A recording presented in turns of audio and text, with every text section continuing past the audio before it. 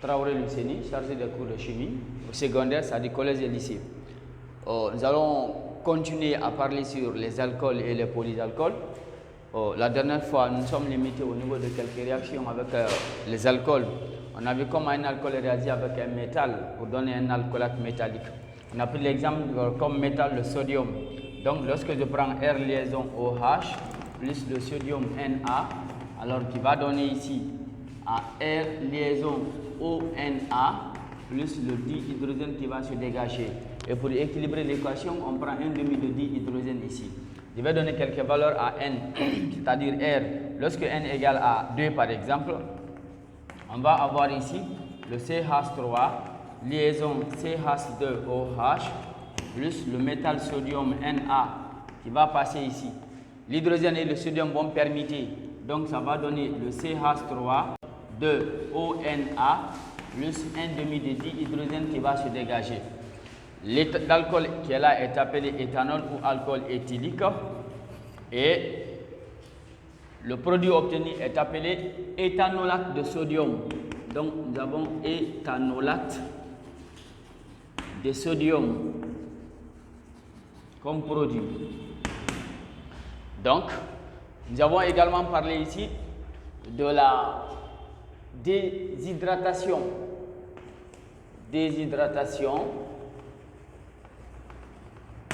des alcools. Alors, la déshydratation des alcools ici va donner forcément des alcènes. Lorsque je prends un alcool de formule CN liaison OH qui est déshydraté, c'est-à-dire à haute température, alors la molécule va quitter. Ça va donner le CnH2n plus H2O ici. On va donner une valeur à N. N égale à 2. Pour N égale à 2, on aura le C2H5OH qui va passer ici à C2H4 plus O2. Ici, nous avons un alcool. Et là, nous avons un alcène. Ça, c'est Cn. Nous avons un alcène ici. L'alcool là est toujours appelé éthanol. Et lui, il est appelé éthylène. Déshydrogénation. Alors, la déshydratation également de l'alcool va donner ce qu'on appelle un aldéhyde. Lorsque je prends par exemple le CH3, liaison CHOH, alors lorsqu'on élimine deux atomes d'hydrogène en présence du métal cuivre, il va rester le CH3, liaison CHO, plus de l'eau ici. Plus de dihydrogène, je vais dire. Donc, le corps là reste toujours appelé éthanol. Et le produit obtenu est appelé éthanal, qui est un aldéhyde. Donc, voilà quelques réactions. On a également parlé de... Ici, le catalyseur utilisé doit être de l'alumine, de Al2O3. On a également parlé ici de la préparation des alcools. Préparation des alcools. La principale méthode, c'est l'hydratation des alcènes. Donc, la méthode principale est l'hydratation des alcènes. Hydratation des alcènes. Et là, nous avons parlé la fois dernière de la règle de Markov-Nikov. Donc, règle d'un savant russe qu'on appelle Markov-Nikov. Alors, ce savant nous dit que lorsqu'un alcool doit réagir avec un composé hydrogéné, que l'hydrogène doit se fixer sur le carbone le plus riche en hydrogène et qui partage la double liaison, et le groupement OH va se fixer sur le carbone le moins hydrogéné. Donc, je prends l'exemple sur le CH3, le CH2, double liaison CH, liaison CH3, plus de l'eau, donc H liaison. En appliquant la règle de Markov-Nikov, nous avons ici deux atomes de carbone qui partagent la double liaison, le premier et le deuxième. Mais c'est le premier là qui est plus riche en hydrogène, donc lui va capter l'hydrogène. Donc on va avoir ici le CH3, et comme c'est une réaction d'addition, la double liaison va se transformer en liaison simple. Maintenant, le carbone le moins hydrogéné va capter le groupement OH, donc ça va donner le CHOH et liaison CH3. Mais au cours de cette propriété, de cette réaction, le phénomène contraire peut se produire de façon accidentelle. Dans ce cas, c'est le carbone le plus riche en hydrogène qui va capter le groupement OH. Et là, on aura CH2OH et liaison CH3. Donc, lorsque nous faisons l'hydratation d'un alcène, on obtient obligatoirement 2 alcools. Mais les 2 alcools-là doivent être de classes différentes. Entre les 2 alcools, l'alcool qui a la classe la plus élevée, alors va être considéré comme l'alcool majoritaire. C'est cet alcool-là qui fait l'objet de la réaction. Donc ici, c'est le premier alcool-là qui appartient à la classe la plus élevée, qui est un alcool secondaire. Donc c'est lui qui va être majoritaire. Et le deuxième là, à la classe la plus faible, donc c'est un alcool primaire, il va donc être minoritaire ici. Donc cela veut dire que l'hydratation va donner impérativement 2 alcools, mais de classes différentes. Entre les 2 alcools, l'alcool qui va avoir la classe la plus élevée sera l'alcool majoritaire. Et celui qui va avoir la classe la plus petite ou la plus faible va être ici l'alcool minoritaire. Alors après, il y a également, parmi tous ces alcools, l'alcool le plus utilisé c'est l'éthanol. Alors lorsque je prends l'éthanol pour le maintenir, la formation alcoolique du glucose, qui est le C6H12O6, qui va se décomposer en présence de la levure de bière, bien sûr, pour donner ici l'éthanol qui est le CH3, liaison CH2OH, plus le dioxyde de carbone, qui est un gaz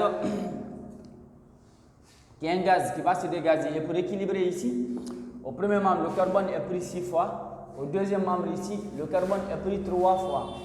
Mais on va multiplier ici par 2, l'alcool par 2. Alors ici, on aura 2 fois. Et c'est 6. On a 2 fois 2, 4. Il va rester 2 ici. On multiplie également par 2.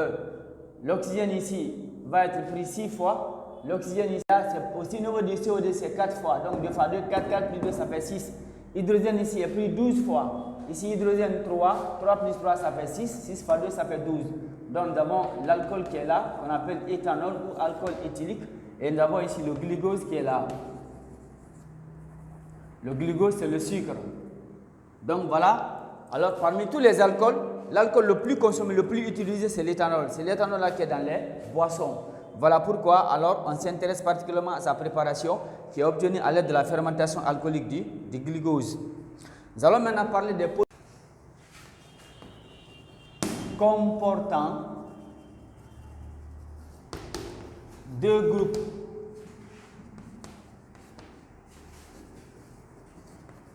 hydroxyle OH situés sur des carbones tétragonaux différents. Situés sur des carbones tétragonaux différents. Voilà la définition ici d'un polyalcool. Nous savons que les alcools sont caractérisés par le groupement OH. Mais lorsque nous avons un composé organique où on a au minimum 2 fois le groupement OH, ça veut dire que l'alcool appartient alors à ce qu'on appelle les polyalcools. Alors comme exemple, nous avons ici le glycol. Le glycol aussi peut être appelé ici éthandiol. Éthandiol 1 et 2. Alors voilà sa formule. Nous avons ici le CH2OH et liaison CH2OH. Il y a ici 2 atomes de carbone, donc ça dérive de l'éthane, l'alcane qu'on appelle éthane. Donc on a éthandiol, di ça veut dire 2, ol c'est le groupement OH qui caractérise les alcools. Et un autre exemple ici, nous avons ce qu'on appelle le glycérol. Le glycérol également, alors peut aussi être appelé le propantriol. Propantriol 1, 2 et 3. On parle ici déjà de propane. Donc propane c'est un alcane comportant 3 atomes de carbone. Donc on va avoir ici le CH2OH, liaison CHOH et liaison CH2OH. Nous constatons ici que tous les 3 atomes de carbone portent ici le carbone fonctionnel des alcools. Voilà pourquoi on l'appelle ici propantriol. Tri ça veut dire 3, ol ça veut dire le groupement OH ici. On va maintenant parler alors de la préparation du glycol. Comment on prépare le glycol? Préparation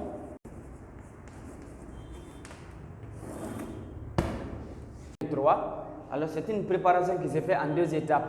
La première étape, alors c'est l'oxydation de l'éthylène. Alors je prends l'éthylène ici de formule CH2, double liaison CH2 plus le dioxygène. Comme c'est une réaction d'addition, la double liaison va se transformer en simple liaison et l'oxygène va être partagé entre les 2 atomes de carbone. Donc on va avoir ici le CH2, liaison CH2, on a liaison oxygène. Et le corps là est appelé oxyde d'éthylène. Voilà la première étape. On va voir si l'équation est équilibrée. Le carbone au premier membre ici est pris 2 fois. Au second membre aussi il est pris 2 fois. L'hydrogène est pris 4 fois au premier membre. Il est aussi pris 4 fois au second membre. L'oxygène est pris 1 fois au deuxième membre et 2 fois au premier membre. On le multiplie par 1,5. Donc l'équation est équilibrée. La seconde étape maintenant, c'est l'hydratation de l'oxyde d'éthylène qui va donner ce qu'on appelle le glycol. Donc on prend le CH2, liaison CH2, on a liaison O plus de l'eau. Et l'eau c'est H liaison OH. Alors l'hydrogène qui est là va se combiner, va se lier au premier atome de carbone et le groupement OH restant va se combiner au deuxième atome de carbone également. Donc ça va donner ici le CH2, liaison OH et liaison CH2, liaison OH. C'est ce qu'on appelle ici le glycol.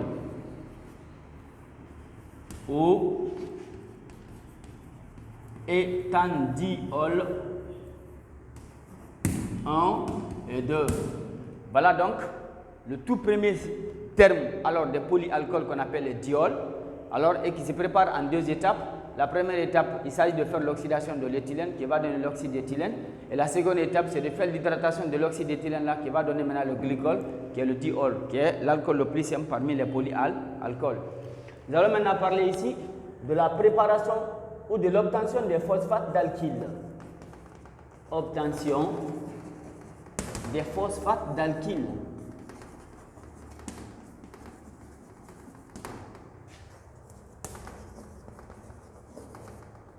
Les phosphates d'alkyle au fait sont des types d'esters. Alors pour les obtenir, on fait la réaction avec les alcools. Alors je prends l'alcool ici. J'ai R liaison OH plus l'acide phosphorique liaison OH et j'ai double liaison OH. Au cours de cette réaction, qu'est-ce qui va se passer? Là, il y a des possibilités. Soit c'est l'alcool qui cède le groupement OH et l'acide phosphorique laisse l'hydrogène pour la formation de l'eau, ou bien c'est l'alcool qui va libérer l'hydrogène et l'acide phosphorique libère ici le groupement OH pour la formation de l'eau.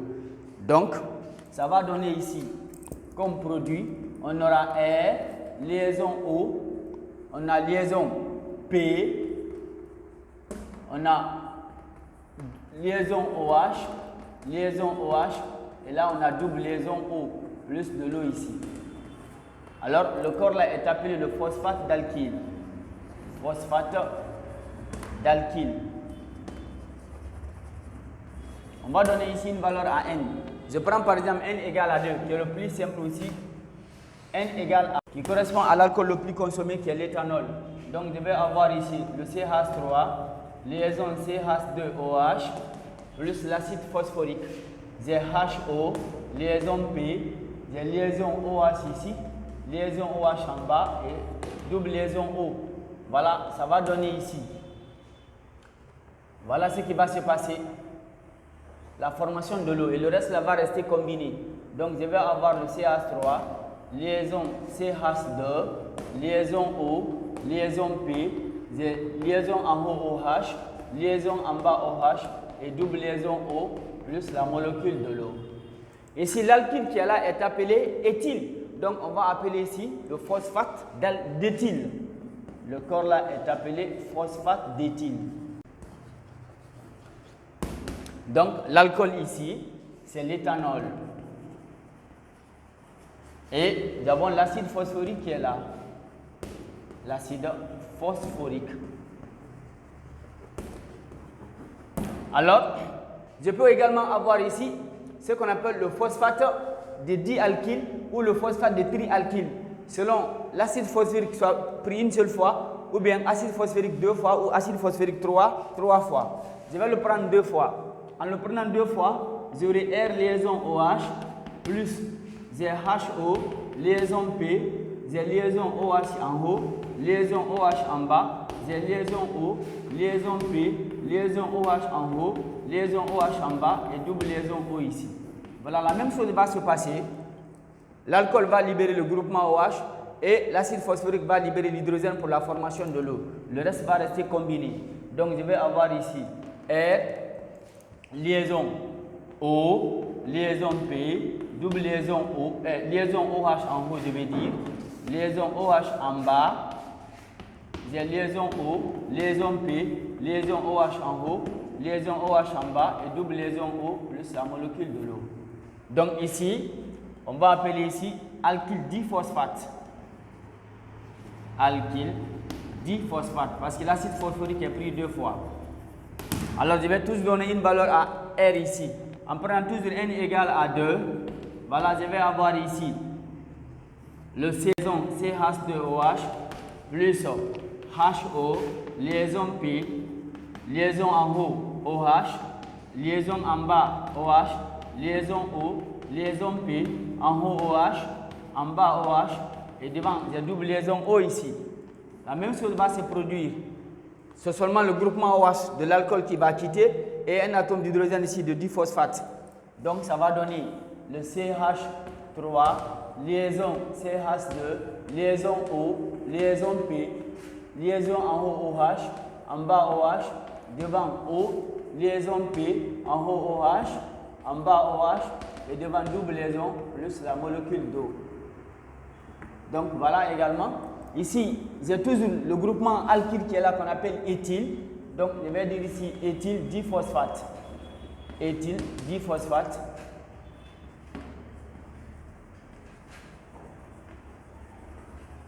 Donc voilà comment on peut alors obtenir ces esters. Ce sont des esters ça. Donc l'alcool reste toujours appelé éthanol ou alcool éthylique. Et ces esters là, des fibres dans les testicules, dans l'industrie du textile. Donc, ils sont utilisés comme des fibres. Les alcools alors sont des composés organiques oxygénés comportant le groupe caractéristique OH appelé groupe hydroxyle, mais qui est situé à un carbone tétragonal. C'est le carbone tétragonal là qui est appelé le carbone fonctionnel. Et pour nommer un alcool, on se sert du nom de l'alcane correspondant en remplaçant le E final par ol. Donc on peut dire alcanol. Donc les alcools ou les alcanols. On a parlé par exemple, lorsque N égale à 1, on parle de méthanol. Lorsque N égale à 2, on parle de l'éthanol. Lorsque N égale à 3, on parle de propanol.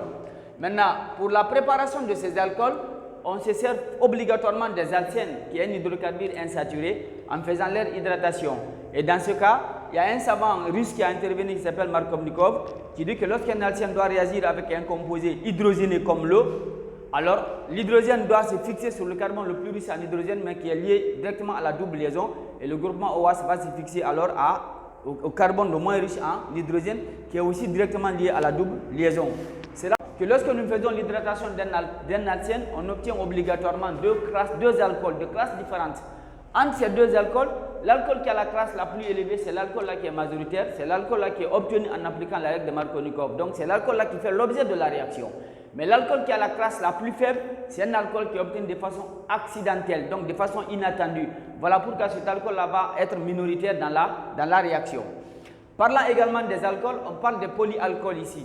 Un polyalcool, c'est dans un composé organique, lorsque le groupe caractéristique des alcools est répété plus de 2 fois ou 2 fois, alors on dit qu'on a affaire avec les polyalcools.